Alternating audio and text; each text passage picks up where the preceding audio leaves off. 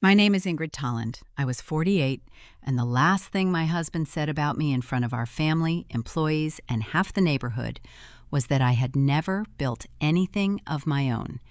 He said it on Wednesday, April 3rd, during the 18th anniversary celebration of Northline Restoration, the company I had founded and he had helped me expand.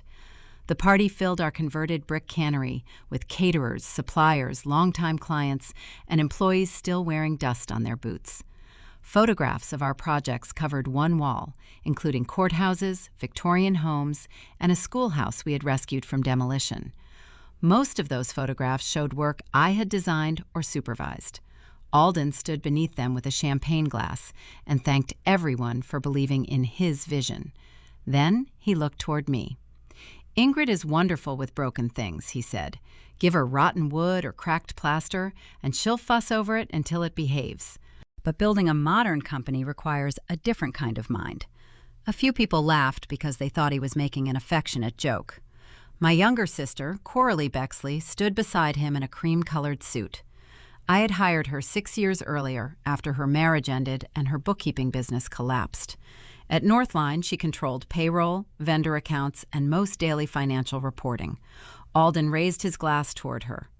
"Coralie and I will take Northline forward," he continued. "Ingrid can finally enjoy being the talented repairwoman she has always wanted to be.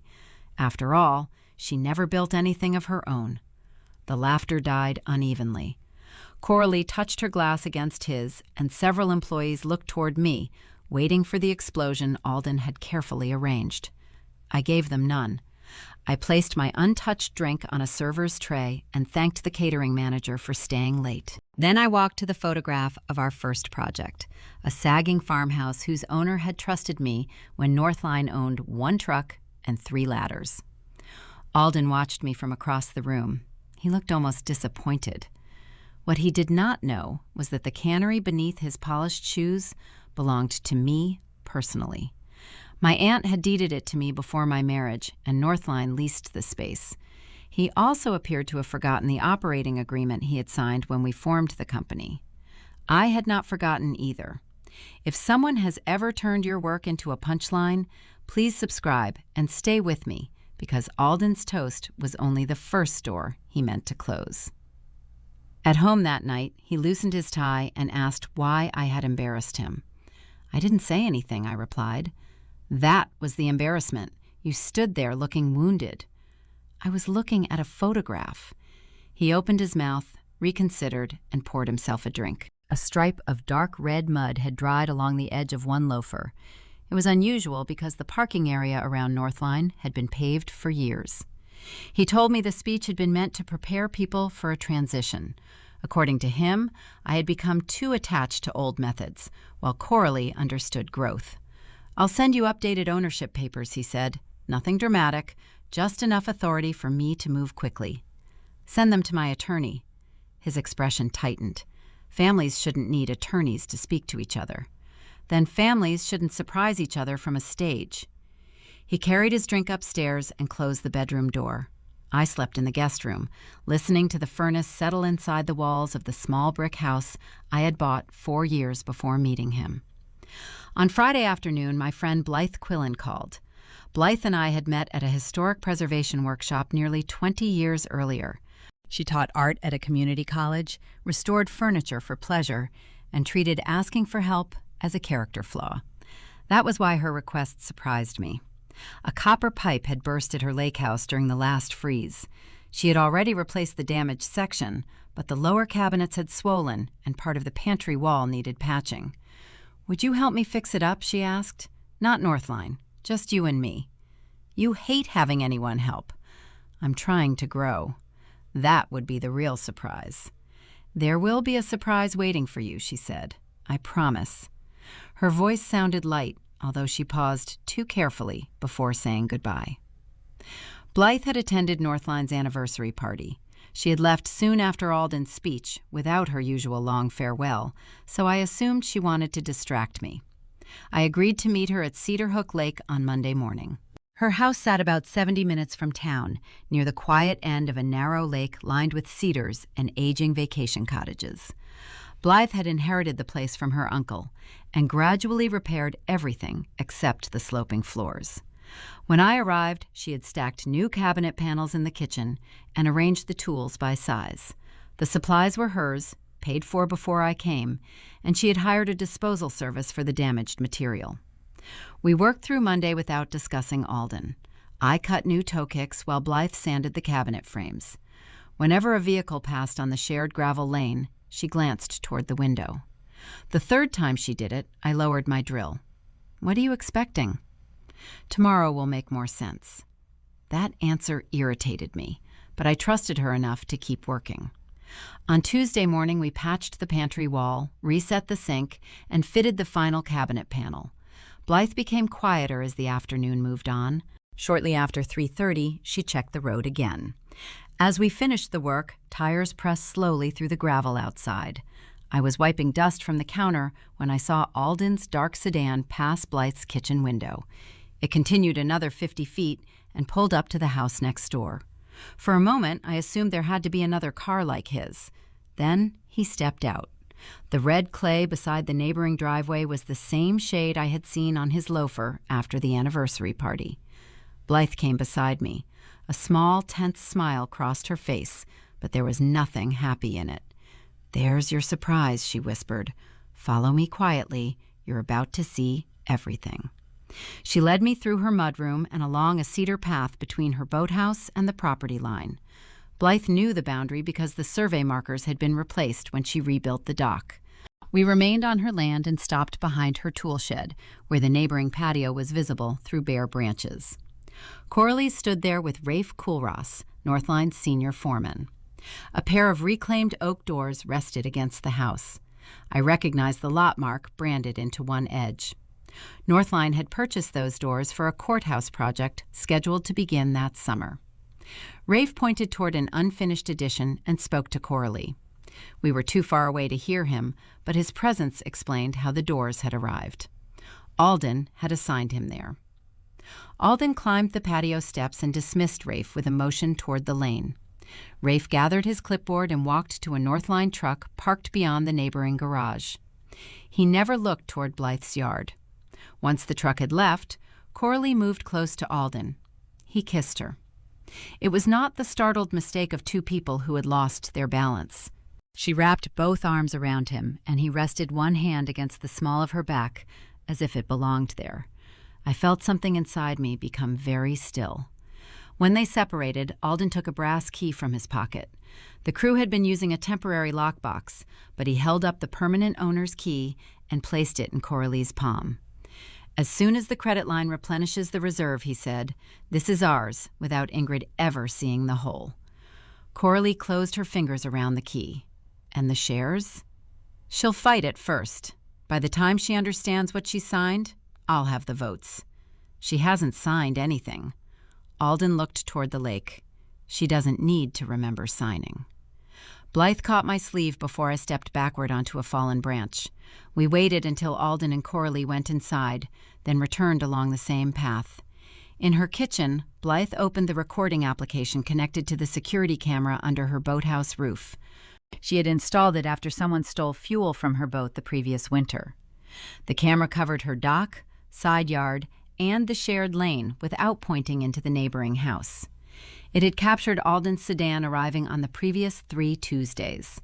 On 2 recordings, Coralie's car appeared less than 10 minutes earlier. Blythe had also searched the county's public property database. The neighboring house belonged to Cinder Lake Ventures, an LLC organized by Coralie 8 weeks before the Northline party. "I should have told you immediately," Blythe said, "but a car on a lane wasn't proof of an affair or theft. I wanted you to see what I had seen before Alden explained it away." She copied the original camera files onto a new thumb drive, removed it from her laptop, and handed it directly to me. "I hated calling it a surprise." "I understand why you did." My voice sounded normal. That frightened me more than crying would have. Blythe offered to drive me home, but I wanted my own car. Before leaving, I photographed the visible Northline lot mark from her side of the boundary. I did not enter the neighboring property, and neither of us approached Alden. At home that evening, he arrived shortly after 9 and said he had spent the afternoon meeting a supplier outside Lansing. I was sitting at the dining table with a cup of coffee and the thumb drive in my pocket. "How was the lake?" he asked. "Cold." "Blythe's place turn out all right?" "We finished the work." He kissed the air beside my cheek, then went upstairs. The following morning, I called the fraud number published on our bank's website. I did not use the direct number stored in Northline's office system because Coralie managed that directory. A compliance officer named Della Fenwick asked several identity questions and requested that I come in on Thursday. I also called Merritt Say, the business attorney who had handled my aunt's estate and helped create Northline's operating agreement. Merritt listened without interrupting. "Do not confront either of them," she said. "Bring whatever Blythe gave you, but keep the original files unchanged." At the bank on Thursday, Della led Merritt and me into a glass-walled conference room near the main lobby. She explained that Alden had applied for a new commercial line of credit worth $438,000. The application claimed he controlled a majority of Northline's voting units. Attached to it were a shareholder transfer, a board resolution, and a signature that looked almost like mine. Almost. The final stroke of my last name tilted upward. Mine had curved down since I broke 2 fingers during a job 12 years earlier. The package also changed my notification number to a second phone registered to Alden. That explained why I had received no banking alerts when portions of Northline's operating reserve were transferred in several smaller transactions to an escrow account connected with Cinder Lake Ventures. The credit line had been intended to replace the missing reserve before our quarterly review.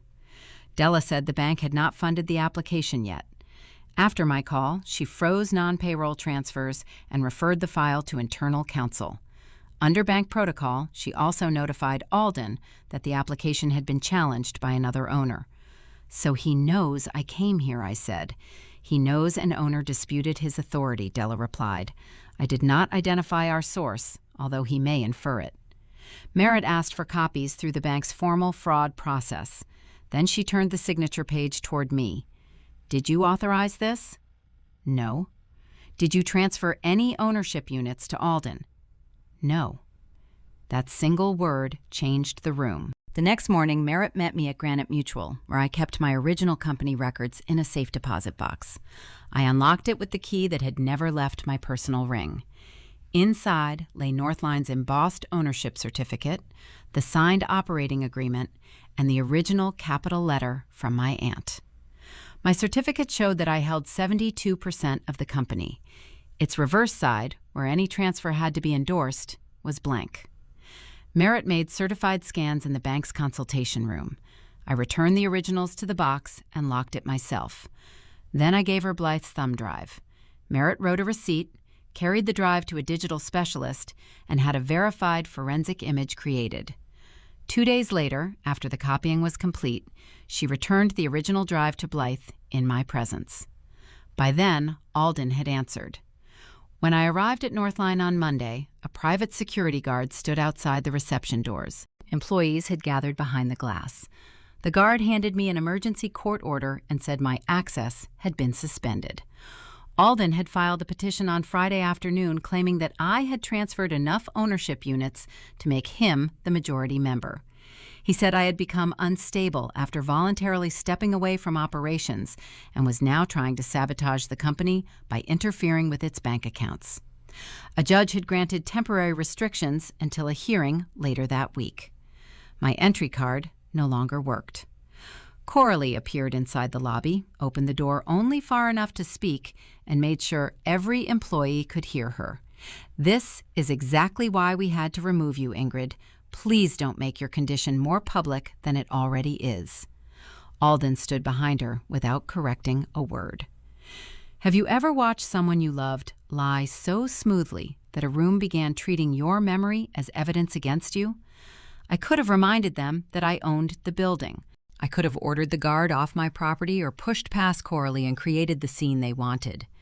Instead, I read the final paragraph of the order, stepped away from the entrance, and called Merritt from the parking lot.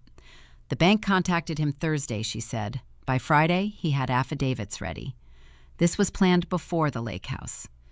At the return hearing on April 18th, Alden's attorney presented the alleged transfer bearing my signature. He argued that the physical ownership certificate did not matter because I had approved an electronic update to the company ledger.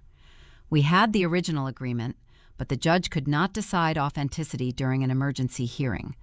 To protect payroll and existing projects, Judge Norell left Alden in day-to-day control and appointed a neutral receiver named Hector Vale to monitor accounts, preserve company data, and supervise access.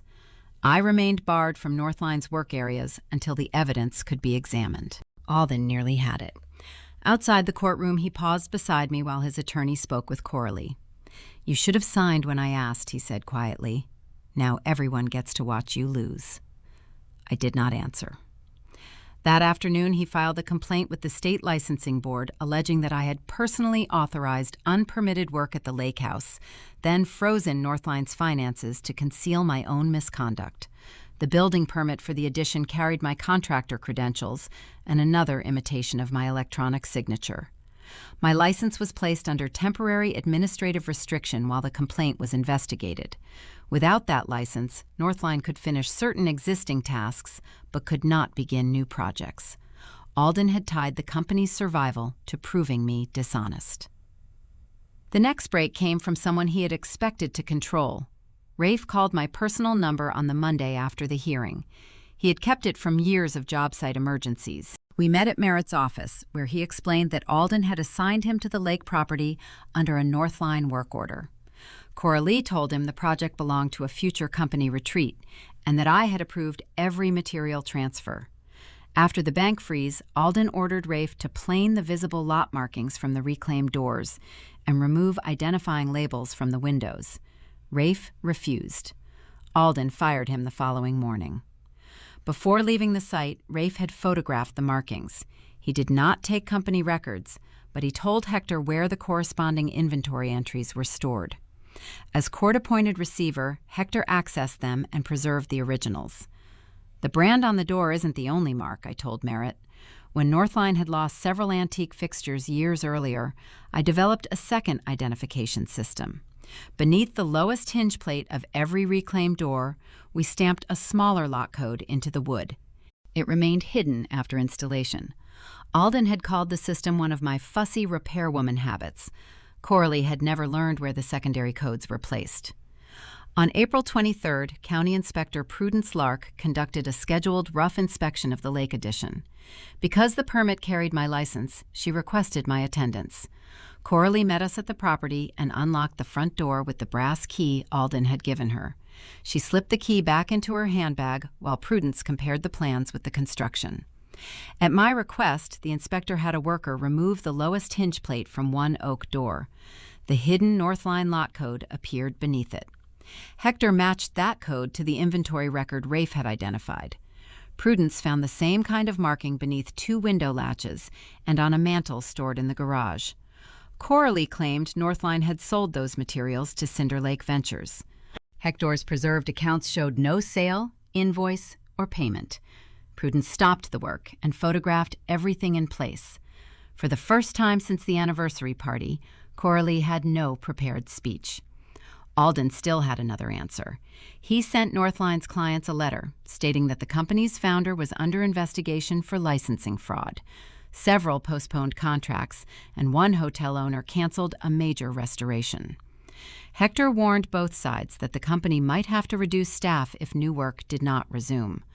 Alden then argued to the licensing board that my appearance at the lake property proved I had supervised the project all along. He submitted the forged permit forms and messages sent from my company email. Merritt hired Kip Arledge, a digital forensics specialist. Under Judge Norell's preservation order, Hector provided Kip with an exact image of Northline's office server. The licensing board obtained audit logs from the permit portal. At the public licensing hearing on the 10th of the following month, Alden sat at one table with Coralie, while I sat with Merritt. Several Northline employees filled the back row. Alden testified that I had authorized the lake project as a private retreat, then accused him after our marriage deteriorated. Coralie said she had filed permit documents only after receiving my written approval. Kip displayed the portal logs on a large monitor. The permit application had been uploaded from Coralie's office computer at 11:42 on a Tuesday night. My account password had been reset 14 minutes earlier, and the verification code had gone to Alden's second phone, the same number used on the bank application. I had been home that evening. My residential internet log and phone location confirmed it. But Kip's next finding mattered more. Someone had deleted the password reset notice from my company mailbox. The deletion came from Alden's laptop the following morning.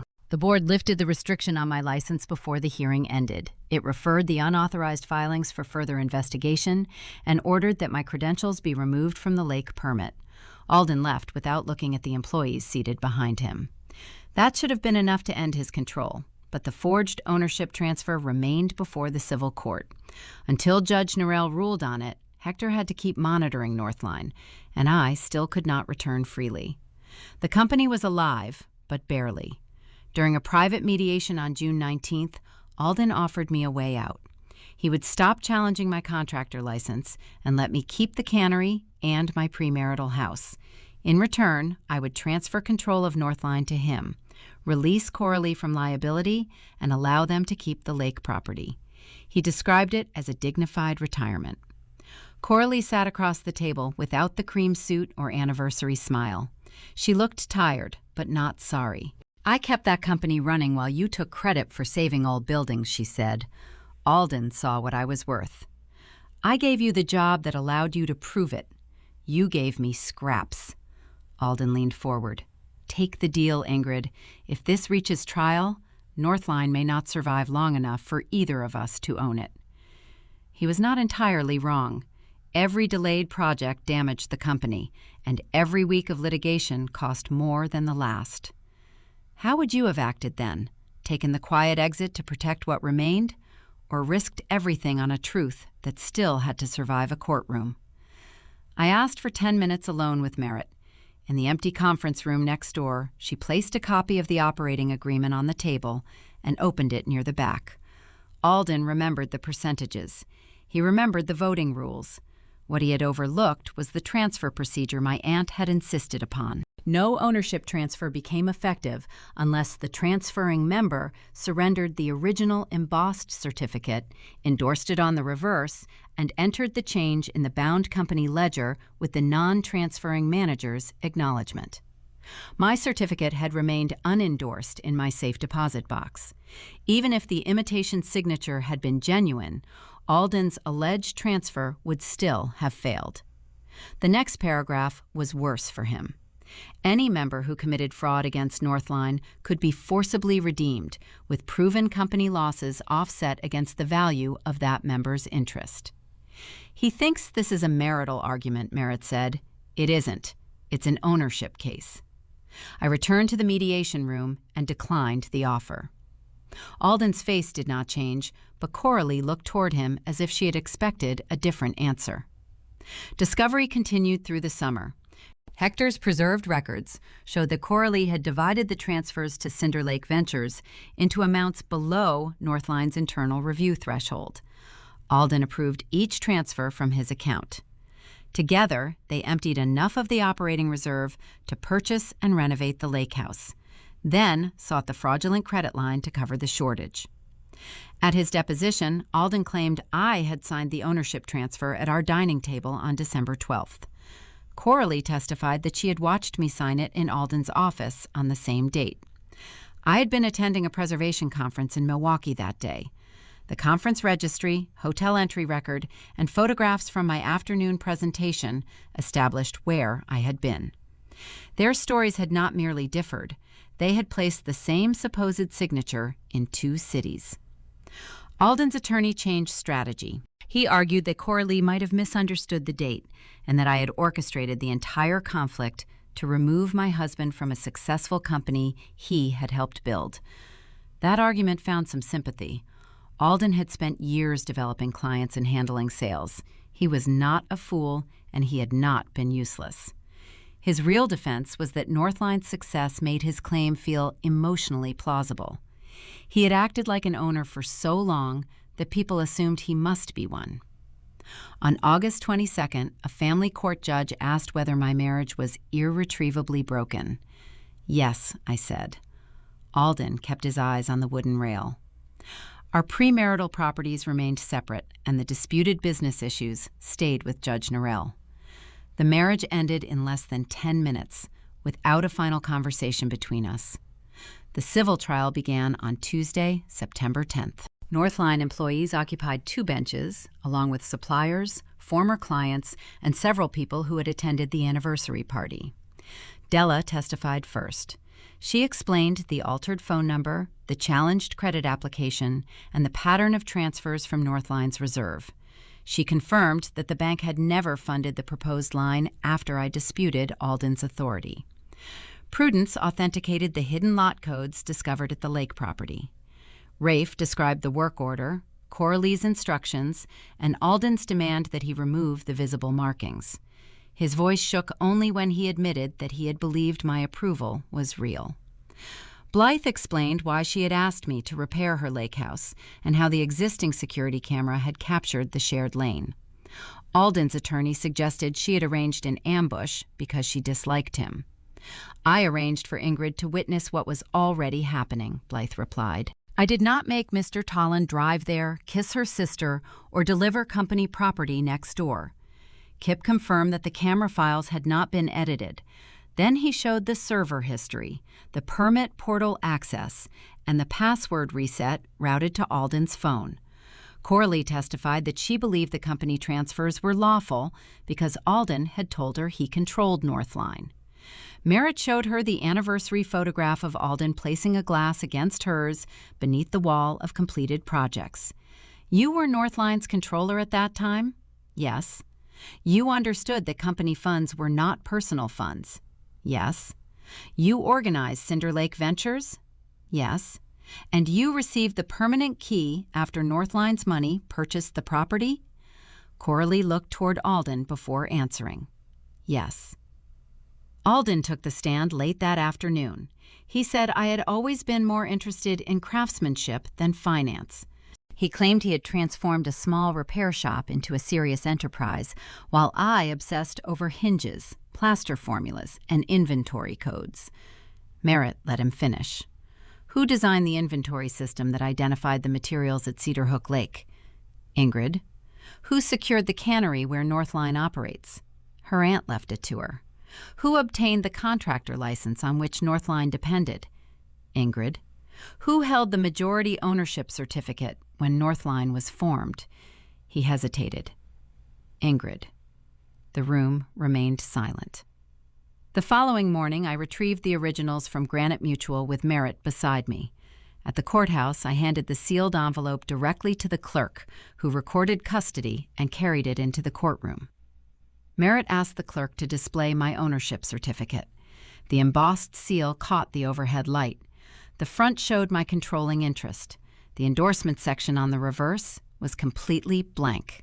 Then Merritt opened the original operating agreement to the transfer provision and asked Alden to identify his signature beneath it. He did. Hector presented the preserved company ledger. There was no valid transfer entry acknowledged by me.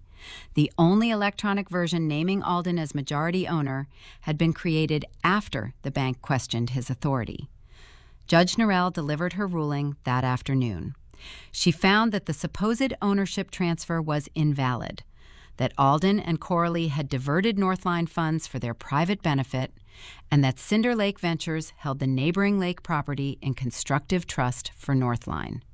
She enforced the wrongful member provision Alden had signed.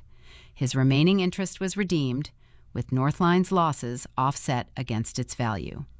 Coralie was removed from financial control, and Alden lost every claim to manage the company. The forged credit line created no debt for Northline because the bank had stopped it before funding. Then Judge Norell addressed possession of the lake house. Coralie had been instructed by Hector to bring every access device to court. She opened her handbag and took out the brass key Alden had placed in her palm 5 months earlier. At the judge's direction, she gave it to the courtroom deputy. The deputy carried it to Hector, who accepted it as Northline's receiver. No one applauded. The silence was heavier than applause. Outside the courtroom, employees and former clients gathered beneath the stone arches. Alden walked through them with his attorney, but nobody moved aside quickly enough to make his exit graceful. The clerk released my original certificate and operating agreement to Merritt. Merritt placed the envelope in my hands, and I carried it back to Granite Mutual that afternoon. I returned both originals to the safe deposit box and locked it with my own key. Hector met me afterward on the courthouse steps. He handed me the Northline building ring he had held since his appointment, then placed the brass lake house key beside it. "Both properties are under your control now," he said. I left with the company I had founded, the building I had brought to it, and the key to the house purchased with its stolen money. Northline reopened fully before the end of September. We did not hold a celebration. The people who had stayed needed steady work more than speeches. Rafe returned as field supervisor, although he made me promise never to call his refusal heroic. He said he had simply reached the point where following an order would have cost more than losing a job. The first project I chose was a neglected public library whose windows had been painted shut. I spent 2 mornings on site teaching younger workers how to preserve the original sash. No one called it fussing. The lake house remained quiet while we decided what it should become. I did not want to sell it immediately, and I could not imagine using it as a private escape. Too much of its history had been built around concealment. Instead, we removed the oversized bedroom addition Alden had started and converted the lower floor into a small training workshop. Northline employees could bring their families to the lake, and apprentices could practice traditional joinery without risking a client's wall. I built the main work table from the reclaimed oak doors that had once leaned against the patio. The damaged edges were trimmed, but I left one visible lot mark beneath the tabletop. Late one October afternoon, Blythe and I carried coffee down to her dock. The pantry wall we had patched in April stood smooth behind us, and the repaired cabinets closed without scraping. Across the narrow side yard, sunlight filled Northline's new workshop. Blythe tucked her hands into her coat pockets. I still feel guilty about the word surprise. You got me there. I could have chosen something gentler. He would have found another way to make me doubt it. We watched 2 apprentices clean brushes beside the neighboring boathouse. Their laughter carried across the water, ordinary and unguarded. A week earlier, Blythe and I had passed a roadside inn outside town. Alden and Coralie were in the parking lot beside separate cars, moving suitcases in opposite directions. Coralie drove away before Alden finished loading his trunk. I did not slow down. As dusk settled over Cedar Hook Lake, Blythe returned to her house, and I crossed the side yard to close the workshop. The long oak table stood beneath the windows, solid beneath my hand. I locked the door and slipped the brass key, the one Alden had once placed in Coralie's palm, onto my ring beside the cannery key. Across the water, the pantry window Blythe and I had repaired held the final stripe of sunset without a crack. Thank you for staying with me. Goodbye for now, and join me for the next story.